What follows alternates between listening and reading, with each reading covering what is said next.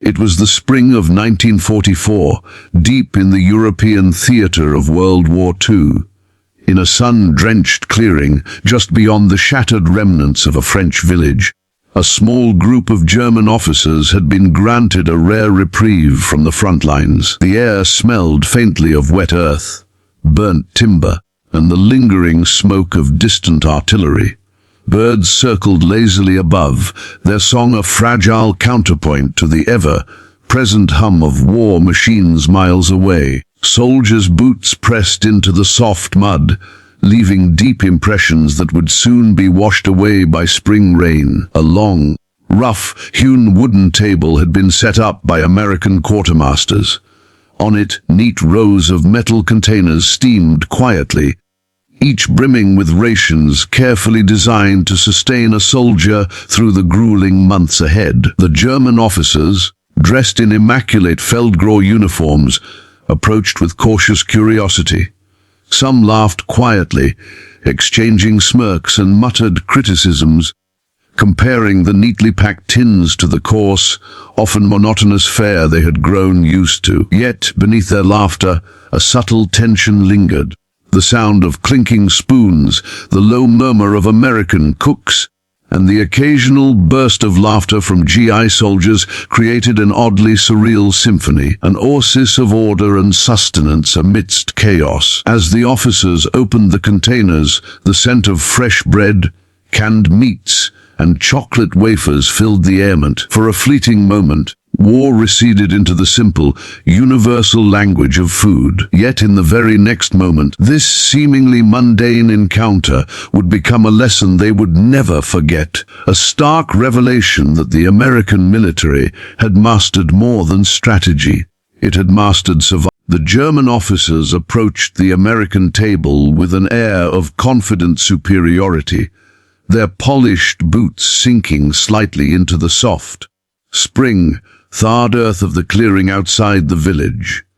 The mud clung stubbornly to their soles, as if the land itself wished to remind them that they were far from home, far from the orderly training grounds of their barracks, and certainly far from the front lines where they felt most in control. Each officer carried himself with an innate sense of authority, their shoulders squared, uniforms crisply pressed, medals glinting faintly in the late morning sun. They had spent years cultivating an image of discipline and refinement, and even in this foreign landscape, they moved as though the world had been arranged to accommodate their scrutiny. But the table before them was unlike anything they had seen. A long, rough, hewn wooden platform stretched across the clearing, laden with steaming metal containers, each meticulously arranged in neat rows. The scent of freshly baked bread mingled with the rich aroma of meats and stews, a heady perfume that seemed almost alien to the officers, who were accustomed to the heavier, greasier fare of the German field kitchens. There were tins of chocolate, portions of powdered eggs, cans of condensed milk, and even neatly wrapped packages of coffee and sugar. A careful, almost obsessive attention to detail that spoke not only of sustenance but of comfort, of consideration, of a system that had thought of everything. As the officers drew closer, their expressions shifted subtly. At first, there were smirks, faint, almost imperceptible, curling at the corners of their mouths, as though they could already anticipate the simplicity and mediocrity of American rations. They whispered among themselves in low, clipped tones, words carrying the weight of experience and entitlement. Bread slices, canned meat, how pedestrian. They gestured discreetly at the tins and containers, exchanging small, knowing glances. Their laughter was quiet but sharp, a kind of sophisticated mockery honed by years of military hierarchy. It was the laughter of men accustomed to judging, critiquing, and being certain of their superior taste, superior standards, and superior understanding of what a soldier should eat. With deliberate care, The officers selected their first tins. They opened them with practiced precision, the metallic clink of lids punctuating the air like a small percussion. Inside, the food was hot, steaming in gentle tendrils that carried both scent and promise. The bread was dense yet soft, browned perfectly along its crust, its interior fluffy and fragrant. The canned meats were rich, aromatic, and surprisingly tender, each bite releasing a depth of flavor that the officers had not anticipated. Even the powdered eggs, a simple convenience they would have mocked in any other context, carried a light, almost creamy texture when combined with a hint of seasoning. Chocolate, wrapped neatly in foil, melted smoothly on the tongue, leaving a lingering sweetness that was both comforting and, in a strange way, startling. The initial laughter began to falter as the first bites were swallowed. A subtle tension crept into the air, almost imperceptible at first. Like the quiet before a storm, smirks gave way to slight frowns of confusion. A whispered question, "Is this really enough?" passed between two officers, almost inaudible, but heavy with unspoken acknowledgement. The flavors, textures, and warmth of the food were undeniable, and yet they were unlike anything the officers had expected. It was rich without being heavy, substantial without being greasy, simple without being bland. Every element of the meal had been carefully designed to provide maximum nourishment. And for men who had endured the inconsistencies and often meager offerings of wartime kitchens, the realization was disarming. As they continued, the officers began to notice the details that had escaped them in their initial scorn.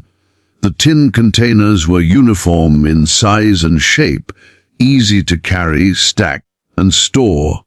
A small but telling reflection of the efficiency and foresight behind their preparation. Each item had been measured and portioned to ensure that no soldier would go hungry, no energy reserves would be wasted, no morale would falter due to the simple indignity of an inadequate meal. The American soldiers who moved among the tables, ladling stew and distributing bread with quiet efficiency, appeared almost like orchestrated parts of a machine, fluid, precise, and utterly unhurried. There was no chaos, no frantic scrambling, no sign of the improvisation that the German officers were so accustomed to witnessing on the field. The officers' curiosity deepened. Conversations among the officers grew quieter. Instead of whispers of ridicule, there were now muttered acknowledgments, tentative statements of surprise. They have thought of everything, even the smallest details. One officer, after a moment of hesitant contemplation, reached for a piece of chocolate again, slowly unwrapping it and letting the rich sweetness dissolve on his tongue. His eyes narrowed, not in suspicion, but in careful analysis. He realized that every choice, the composition of the meals, the ease of distribution, the balance of calories and nutrients, was part of a larger philosophy. The American army had mastered the art of sustaining men over long campaigns, and in doing so had built a quiet, unseen advantage that the German officers had underestimated at their peril. The air around the table seemed to change. Where there had been derision, now there was silence. Where there had been mockery, now there was observation and contemplation. The officers, accustomed to judging all they encountered with certainty, found themselves confronted with a truth that challenged their assumptions. The American rations were not merely food. They were a reflection of planning, foresight, and an understanding of the human limits of endurance. The officers felt it, almost instinctively, that the men who relied on these meals were not merely surviving, but thriving, prepared in body and spirit for the trials that lay ahead.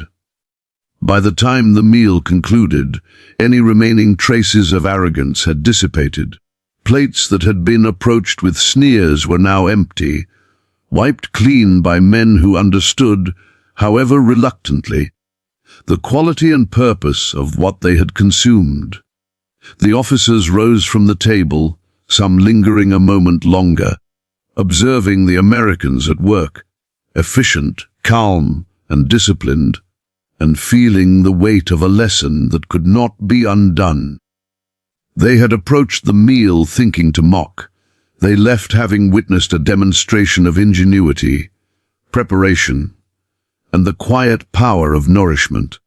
In that fleeting encounter, the German officers learned an enduring truth that victory in war was as much about logistics, sustenance, and planning as it was about courage or strategy.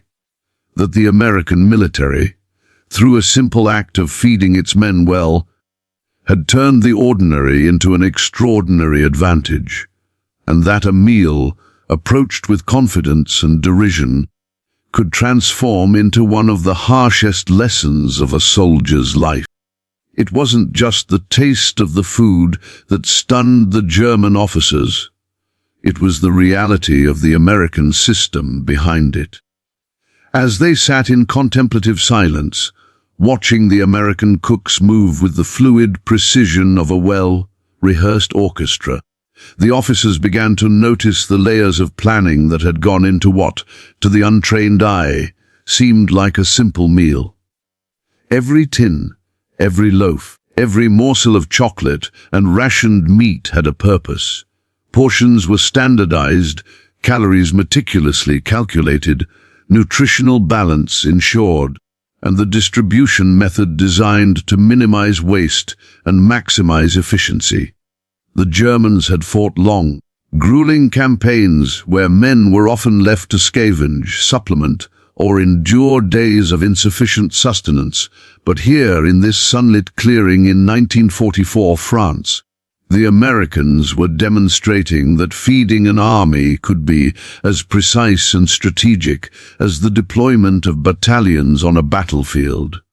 The officers' eyes followed the movements of the cooks, ladles dipped into large, steaming cauldrons of stew, scooping out hearty portions and pouring them into metal tins with a rhythm that seemed almost ceremonial.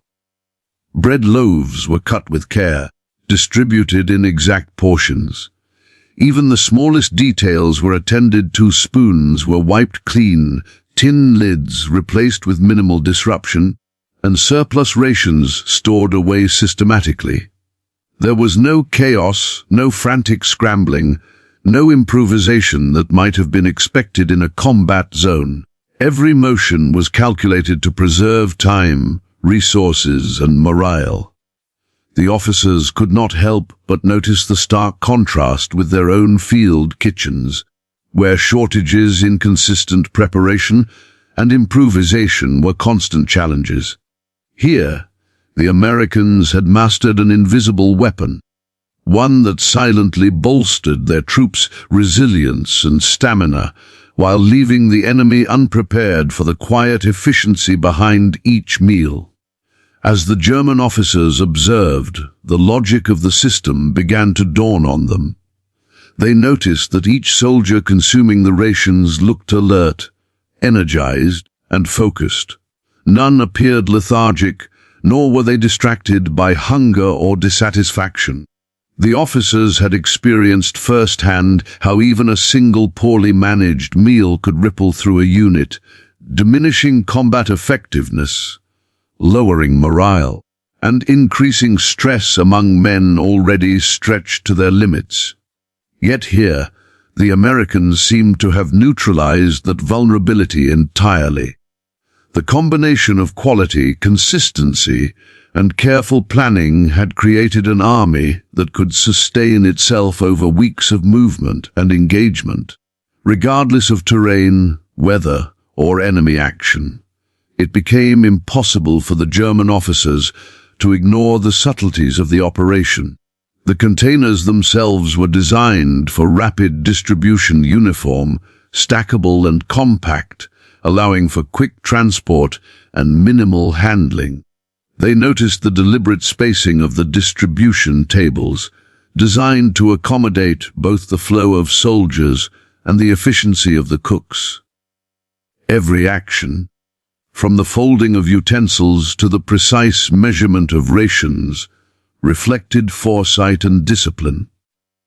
Even the timing of the meals appeared orchestrated, synchronized with the soldiers' movements and duties so that no man would be over or underfed, and each would receive maximum sustenance at precisely the moment it was most needed. This attention to detail was more than just administrative, it was tactical. The German officers understood the importance of morale in prolonged engagements, yet they had rarely witnessed it leveraged with such subtlety. The Americans were not simply feeding men. They were sustaining an entire fighting force, shaping readiness and resilience at a foundational level. It was the quiet power of logistics on display, the ability to project force not only through weapons and strategy, but through foresight, planning, and understanding the human body's needs. Every bite, every sip, every carefully measured portion was an investment in performance, endurance, and cohesion. Gradually, the officers' perception shifted. Where derision had once existed, admiration, tinged with reluctant envy, began to emerge.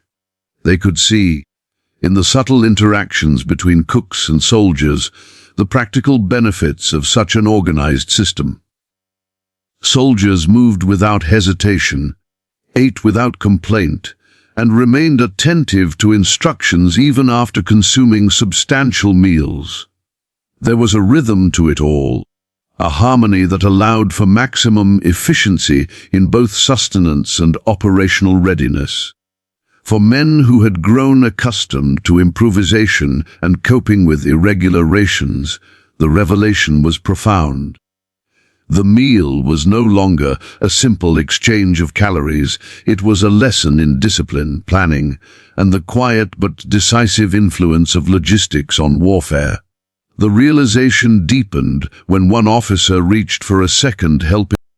By the end of the observation, the officers were silent, each lost in thought. Words of derision or mockery had been replaced by quiet acknowledgement. Subtle nods and lingering glances. They had entered the meal with certainty, convinced that the American rations would be simple, bland, or even laughable. Yet now they recognized the truth. Feeding an army well was not a minor concern or a trivial aspect of warfare. It was a strategic advantage, a tool of resilience, and a demonstration of foresight that had far-reaching consequences beyond the immediate act of eating.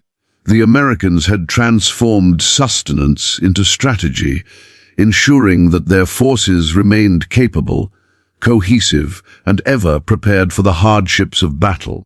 The officers shifted their focus to the soldiers themselves. Each man, fortified by the precise rations, appeared alert, focused, and ready for duty. Eyes shone with energy, movements were deliberate, and morale seemed quietly unassailable. It was not the presence of superior weapons or advanced tactics alone that made this army formidable, but the careful nurturing of its foundation. The men's ability to endure, recover, and remain effective in the field.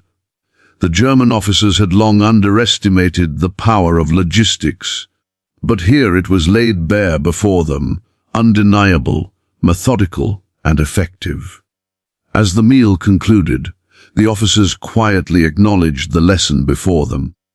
This was more than nourishment, it was preparation, resilience, and strategy embodied in tangible form. They had approached with scorn and skepticism, ready to ridicule a foreign army's simplicity, yet they left with a newfound respect for the quiet efficiency, precision, and intelligence embedded in every element of the American ration system. It was a subtle, enduring lesson in the power of preparation, one that would linger long after the last tin had been emptied, the last loaf consumed, and the American cooks had departed.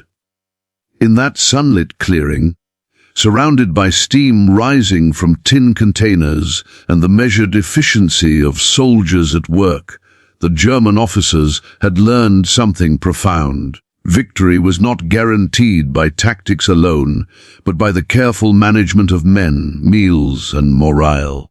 And in that lesson lay an unspoken truth, that even the simplest elements, executed with precision, could yield an advantage as decisive as any weapon on the battle. By the end of the meal, the laughter that had once echoed across the clearing was completely gone. The German officers, who had approached the American table with smirks and whispered critiques, now sat in contemplative silence. Each bite, each sip of stew, each morsel of bread had stripped away the arrogance that had accompanied them that morning. What had seemed simple, mundane, and even laughable at first had revealed itself to be a carefully orchestrated display of precision, planning, and subtle power. They understood now that American rations were more than food. They were a demonstration of strategy, endurance, and discipline, a manifestation of military genius applied to the seemingly ordinary act of sustaining men. The officers reflected quietly on what they had observed: the efficiency of the American cooks, the organization of the tables, the uniformity of the tins, the exact portions, and the careful timing of distribution. All of it spoke to a larger philosophy, a commitment to ensuring that every soldier could perform at his highest capacity. Each element had been calculated not just for taste or comfort, but for functionality. These meals were designed to provide maximum caloric intake, balanced nutrition, and mental clarity. Every ingredient served a purpose. Every measure, every method, was intended to bolster the army's effectiveness in the field. In watching this unfold, the German officers realized that the Americans had transformed what they once saw as a trivial necessity into an invisible but undeniable advantage on the battlefield. The silence among the officers deepened as they considered the implications. In their own experience, scarcity and inconsistency had often dictated the rhythm of life on the front lines. Soldiers endured days of meager rations, improvised meals, or repeated servings of monotonous, flavorless food. These conditions weakened morale, slowed recovery, and amplified stress. Yet here, in the open clearing bathed in sunlight, the German officers observed the inverse: an army strengthened, energized, and disciplined by sustenance. Each man who ate at these tables would carry that advantage onto the battlefield, alert, coordinated, and capable of enduring hardships that might have otherwise depleted him. It was a lesson that the officers knew was as strategic as any tactical deployment or artillery barrage they had ever witnessed. Their attention turned again to the soldiers themselves. Each man moved with purpose, collecting his tin, consuming his portion, and then moving on in quiet efficiency. There was no complaint, no struggle, no visible fatigue. Even those who had been on the march for hours appeared alert and focused, their morale visibly intact. It was as if the very act of eating had been designed to recharge not only the body, but the mind and spirit as well. The German officers, trained to measure a soldier's effectiveness by drills, discipline, and combat experience, now found themselves confronted with a more subtle metric: the capacity to endure, to recover, and to maintain focus. A power derived from something as deceptively simple as a meal.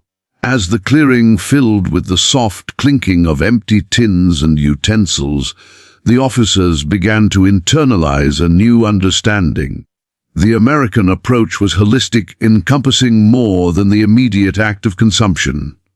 It accounted for timing, portion size, nutrition, and morale, all harmonized with operational needs. Every meal was a small, deliberate investment in the army's effectiveness, a calculated enhancement of resilience and readiness.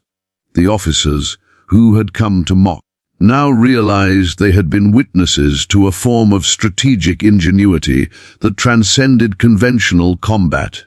The ability to sustain men at peak capacity, consistently and reliably, under conditions where other armies might falter. The officers' own hands rested on the table as they contemplated the empty tins before them. The lines of organization, the symmetry of distribution, and the deliberate care in every movement revealed a discipline that extended far beyond the kitchen. This was not mere efficiency. It was a philosophy, a guiding principle of military success that the Germans had underestimated. The subtle but profound lesson was clear: the preparation and management of men, their energy, nutrition, and morale, was as vital to victory as any weapon, any maneuver, or any tactical advantage on the battlefield. They could see it reflected in the soldiers' demeanor. Faces that had once shown fatigue now radiated calm readiness. Movements that might have been sluggish after a long march were deliberate and confident. Even the smallest gestures, a spoon lifted, a piece of bread broken, a tin returned to its place, carried an air of purpose and competence that reinforced the invisible strength behind the army. The German officers realized that the American army had mastered the orchestration of human energy, turning nourishment into a tool of endurance, morale, and operational support. One officer, in particular, lingered a moment longer, eyes tracing the precise organization of the emptied tins and the orderly return of utensils. He noted the absence of waste, the absence of disorder, the absence of confusion, hallmarks of an army that understood the connection between preparation and performance. In every detail, from the temperature of the food to the method of distribution, there was evidence of forethought and discipline. The Americans had created a system that maximized strength and minimized vulnerability, and the German officers recognized that they had underestimated the quiet, pervasive power of such careful preparation. As shadows lengthened across the clearing and the sun began its slow descent, the officers reflected on the broader implications. They had approached the meal with confidence, certain of their superior knowledge and taste. Yet they now understood that they had been unprepared for this revelation. The American rations, which had seemed trivial at first glance, represented a level of strategic thinking that they had rarely, if ever, encountered. The lesson was humbling in war. Success relied not only on skill, courage, or weapons, but on the relentless, meticulous management of human resources, a power that could quietly tip the balance in favor of one side, long before bullets or bombs came into play. By the time the meal concluded and the soldiers began to move away from the tables, the officers remained seated for a moment longer, each lost in thought. The clearing was now calm, filled with the fading aroma of the consumed food and the quiet satisfaction of men fortified for the challenges ahead. There was no laughter, no derision, no pretense. Only the weight of recognition, understanding, and a newly acquired respect. The German officers had witnessed the extraordinary impact of logistics, discipline, and foresight manifested in something as simple, yet as profound, as a shared meal. They left the clearing carrying more than empty tins and satisfied appetites. They carried the knowledge that war was as much fought in kitchens and supply lines as it was on battlefields. That preparation, consistency, and care for the men could be decisive forces. that endurance morale. And operational effectiveness could be nurtured through deliberate and intelligent planning, and that the army they had once approached with contempt had demonstrated a mastery of these principles in a way that was both invisible and devastatingly effective. In those final moments, as the officers walked back toward their vehicles, the setting sun cast long, sharp shadows across the mud-streaked clearing. The quiet realization lingered: American rations were not merely meals, but instruments of power, a subtle, unyielding force that could sustain men through exhaustion, hardship, and uncertainty, shaping the course of war itself. It was a truth that would remain with the officers long after the clearing had emptied. The last steam had risen from the tins, and the day had faded into night. In that moment, the German officers had learned what no battlefield could fully teach: survival, endurance, and victory often began at the table.